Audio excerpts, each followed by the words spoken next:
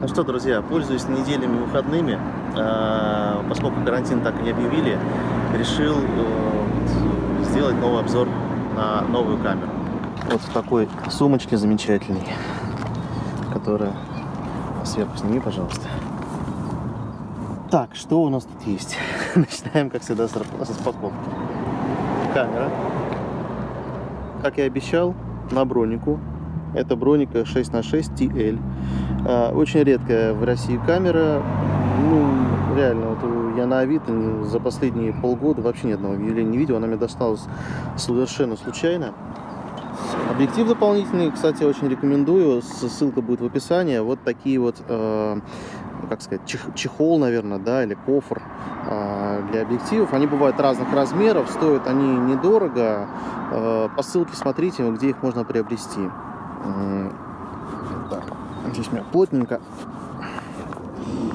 Это у нас 45 миллиметров. Ну, в пересчете на 35 миллиметровый стандарт это получается 28 миллиметров. Стекло старенькое, оно мне досталось практически за бесплатно.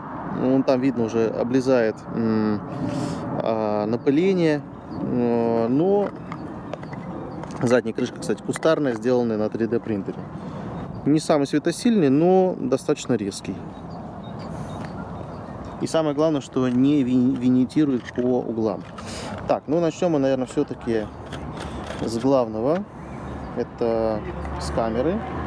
Стандартный объектив. 75 миллиметров, 2,8. Очень резкий, прямо с открытой. Вот. И с очень плавным, очень красивым размытием. Значит, давайте сделаем так, поскольку на улице не очень все-таки удобно тут разбирать с камеры, там, не дай бог, там пыль какая-то попадет, я обзор камеры, сборку, разборку произведу уже непосредственно дома, наверное, все-таки. Вот. А здесь мы просто поснимаем, и, ну, вот мой коллега сейчас снимет, как заряжать пленку. Так, тут у нас от прошлой пленки, кстати, осталось 50. Распаковываем пленочку. У нас Fuji 400. Поскольку она светочувствительная, тут палит солнце. Я постараюсь это делать все в собственной тени. Так. Берем.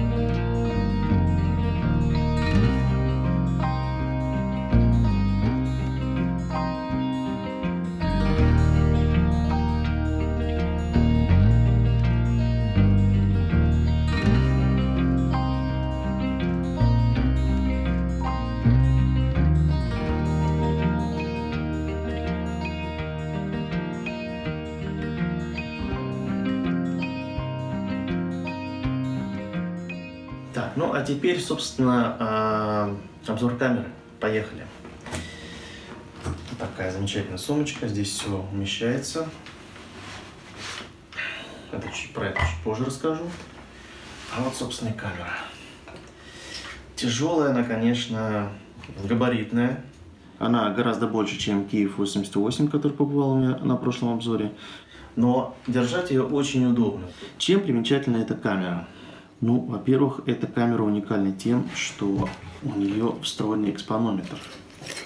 Да, конечно, среднеформатных камер со встроенным экспонометром много, но они все, как правило, крепятся вместо... То есть шахты снимаются, ставится такая громоздкая замерная призма.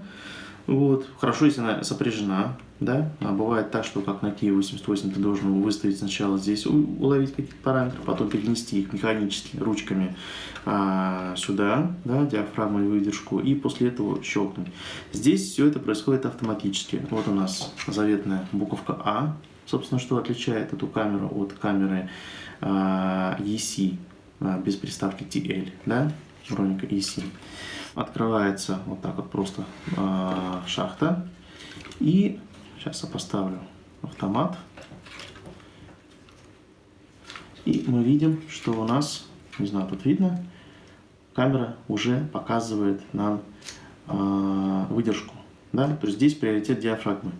Экспонометр работает очень точно. Я замерял его по Minolta Spot F. Прям показания практически один в один. Чем примечательна еще эта камера? Я, честно говоря, поправьте меня в комментариях, если кто-то знает, какая еще камера так может, но здесь выставляется ISO с учетом фокусного расстояния объектива. Вот. Я лично такого вижу впервые, сталкиваюсь впервые. Видите, здесь 3 точки. Так вот, допустим, у нас ISO 400, она сейчас стоит напротив белой точки. Белая точка соответствует у нас нормальным объективам, это от 50 до 80 мм. Оранжевая точка соответствует у нас телеобъективам, которые идут от 80 до, по-моему, 150 или до 200. А красная точка — это для объективов свыше 200. Они ставятся, снимается полностью байонет. Да, байонет здесь очень интересен тем, что он двойной. То есть есть геликоид, который вот я кручу, защелка, который раз, и объектив выглядит вот таким образом. Это штатник, очень хороший объектив, снимая на него и не снимая его с камеры практически. Двойной байонет. Вот, видите, как выглядит. Вот так вот он снимается. И вот это геликоид съемный. То есть объективы, которые с фокусным расстоянием свыше 200 мм, они вставляются без этого геликоида, напрямую вот сюда. Очень интересная особенность, если вы посмотрите, зеркало из 2 частей состоит. Да-да, это очень необычно. Здесь нижняя часть, вот эта маленькая, она уезжает вниз, а верхняя наверх. За счет этого нету такого прям громкого хлопка. Вибрация сведена к минимуму. На тот момент, наверное, это был верх просто технической мысли, потому что здесь вот все прям продумано. Шахта складывается просто вот одним движением пальца. Раз, и все. Сейчас попробую показать с этого ракурса, поближе, если видно. То есть 1, 2, 3, все происходит в автоматическом режиме. Не надо ничего складывать, как на Киеве. Опять же, простым движением руки сейчас вот. Шахта снимается. Точно таким же простым движением поднимается экранчик. Давай.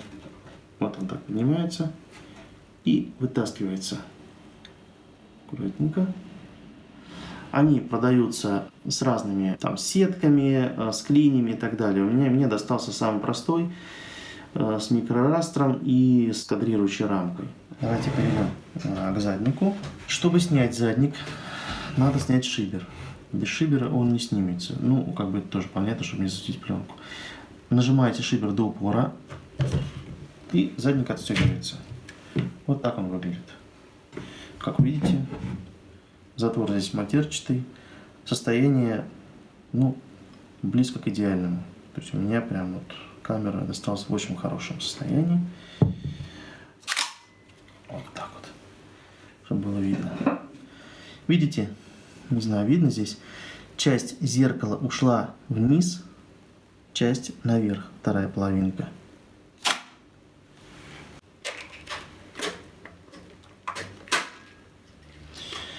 Защелкивается, видите, задник сам, шибер сам выскочил в нужное положение. Кстати, здесь есть кармашек под него, то есть, когда мы снимаем его при съемке, мы его сюда вот убираем, все идеально встает. Четко, прям вот, все по-японски. Вытащили, закрыли, все, никаких проблем. Объективы. Объектив, вот я обещал чуть попозже сказать, широкоугольный объектив, дешевенький, 3,5 светосила, и он продался своим рисунком. То есть реально объектив неплохой. Да, он грязненький, уже немножко облезает. Беда вот с этими крышечками. Это не оригинальное, это распечатанное на 3D принтере. Оригинальные, они очень хрупкие, они сделаны из какого-то то ли эбонита, не знаю, то ли еще, ну, в общем, они прям ломаются на раз. Поэтому, если будете брать камеру с оригинальной крышечкой, обращайтесь с ней очень аккуратно. И, кстати, да, очень большая редкость оригинальной крышки вот эти вот Броника. Вот этот объектив, он был без передней крышки. Эту крышку я случайно вот потом нашел где-то на развалах, там, купил ее. Она прям идеально подходит. Здесь, по-моему, если не ошибаюсь, 82 миллиметра.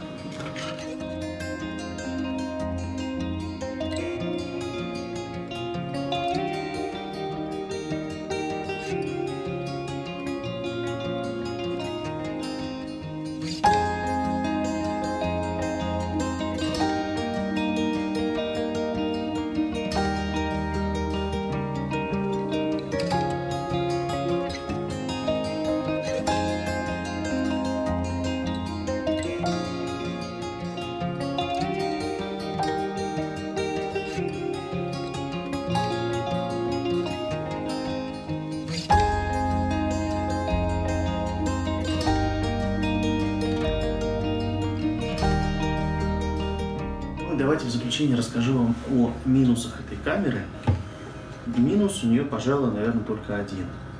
Это ее вес. Вес и, ну, может быть, габариты. Ну, реально, когда ты снимаешь по несколько кадров, пока стоишь, прицеливаешься, выставляешь параметры, держать это все в таком виде неудобно, то есть хвата как такового нет, и руки быстро устают. В других каких-то минусов я не нашел в этой камере. Ну, может быть, немножко темноват видоискатель. Но, опять же, смотря с чем сравнивать. Сравнивать его с Киевом, так он здесь просто наисветлейший. Самое главное, конечно, это то, что эта камера позволяет снимать в полуавтоматическом режиме, причем в правильном полуавтоматическом режиме, да, с приоритетом диафрагмы. То есть вы, так называемый творческий режим. Вы не заморачиваетесь, там, выдержку ставите. Камера отрабатывает выдержку прям вот 100%. Оптика на нее достаточно дешевая. Ну, там есть какие-то объективы, там, 30, там, 40 тысяч. Цензаном, потом Шнайдер, по-моему, выпускал этот объектив. Но, в принципе, там все в пределах 10-15 тысяч можно купить. Любой объектив на эту камеру. Вот, наверное, пожалуй, все. Всем спасибо. Хорошего дня. До свидания.